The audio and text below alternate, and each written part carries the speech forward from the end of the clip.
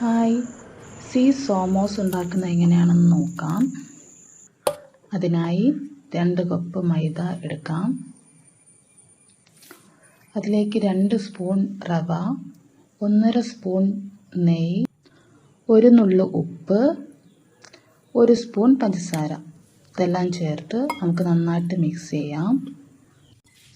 Mix ചെയ്തതിന് ശേഷം വെള്ളമൊഴിച്ച് ചപ്പാത്തിക്ക് കുഴയ്ക്കുന്ന പരുവത്തിൽ നന്നായി തന്നെ നല്ല സോഫ്റ്റായിട്ട് മാവ് നമുക്ക് കുഴച്ചെടുക്കാം.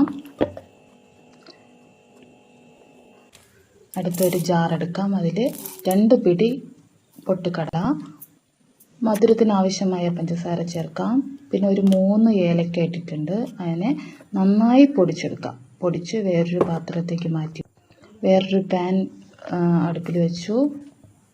അതിലേക്ക് 2 പിടി തേങ്ങ ഇട്ട് നന്നായി വറുത്തെടുക്കാം.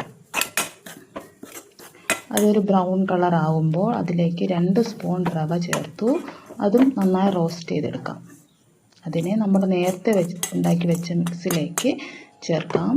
എന്നിട്ട് സ്പൂൺ ഉപയോഗിച്ച് നന്നായി മിക്സ് ചെയ്തെടുക്കാം.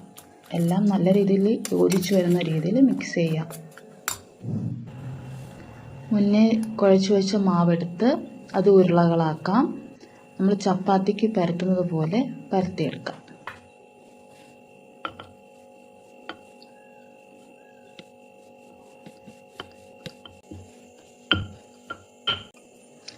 അതിനുശേഷം ചെറിയൊരു പാത്രം എടുക്കാം. അളവ് വെച്ച ശേഷം നമുക്ക് റൗണ്ട് ഷേപ്പിൽ കട്ട് ചെയ്തെടുക്കാം.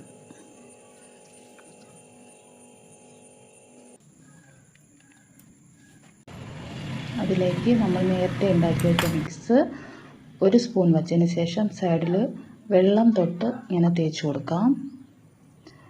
അതിനെ മറ്റേ സൈഡ് എടുത്തിട്ട് 2ആയി മടക്കി അത് അതിൻ്റെ സൈഡുകൾ തമ്മിൽ ഒട്ടിച്ച് ഒരു ഫോർക്ക് ഉപയോഗിച്ച് ഇതുപോലെ എല്ലാ സൈഡും ഡിസൈൻ ചെയ്ത് കൊടുക്കാം. ഞാൻ ഡിസൈൻ ചെയ്ത് കൊടുത്തിട്ടുണ്ട്.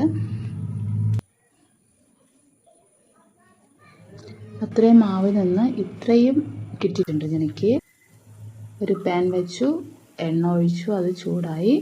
അതിലേക്ക് ഇതിട്ട് നമുക്ക് വറുത്ത് കോരിയെടുക്കാം. ഓരോന്നായി ഇട്ടു.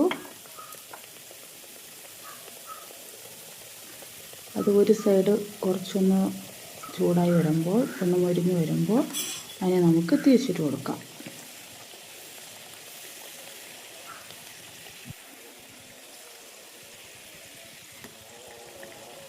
നല്ല ബ്രൗൺ കളറായി വരുമ്പോൾ നമുക്ക് കോരാം. ഇത് നല്ല ബ്രൗൺ കളറായി നല്ല മൊരിഞ്ഞ് വന്നിട്ടുണ്ട്. നമുക്ക് കോരിയെടുക്കാം.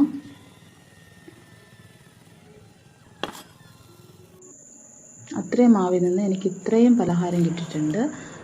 നല്ല സോഫ്റ്റും നല്ല ടേസ്റ്റിയുമായ നല്ല മധുരമുള്ള സമോസ റെഡിയായി. എല്ലാവരും ട്രൈ ചെയ്ത് നോക്കുക. Thank you.